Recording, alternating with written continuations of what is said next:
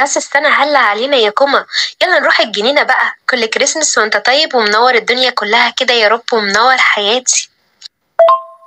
وانت طيبة يا دولسيكا يا مزيكا يا قمر. بس ملحوظة، بس معلش، محدش بيروح الجنينة في راس السنة خالص، ها؟ ازاي ده؟ طب ده انا عاملة حسابي اننا نروح الجنينة وناكل فسيخ ورنجة وملوحة كمان. ده انا جبت الوان ولونت البيت زي كل سنة. الله. أولا ده كريسماس مش شم نسيم خالص، ها؟ وبعدين بيض ملون ايه اللي هناكله مع الفسيخ والرنجة والملوحة؟ ده احنا كده يجيلنا تسمم أساسا.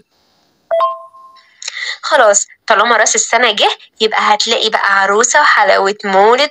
انا ماليش دعوة، انا عايزة عروسة وحلاوة مولد دلوقتي.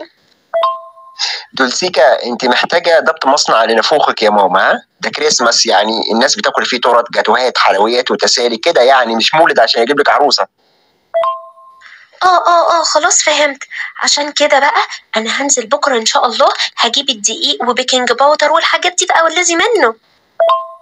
ايوه بقى كده يا دولسيكا، هتعملي لنا تورته بقى، صح؟ لا طبعا يا ابني، تورت ايه؟ احنا هنعمل الكحك والبسكوت بمناسبة الكريسماس. انا لو جالي شلل وبقي اتعوج هيبقى بسببك انت يا بنتي. كحك وبسكوت ايه بس اللي هتعمل في الكريسماس؟ حرام عليكي، ده الكريسماس ملوش علاقه بالكحك نهائي. ايه ده بجد والله؟ يبقى كده ما فاضلش غير اننا نذبح زي كل سنة. بس انا عرفت كده، صح صح، اكيد هتقولي صح المرة دي. هو انت ليه دخلتي المناسبات كلها في بعض يا دولسيكا، ها؟ الذبيح ده يا ماما بيبقى في العيد الكبير بس، ملوش علاقه بالكريسماس اصلا والمصحف.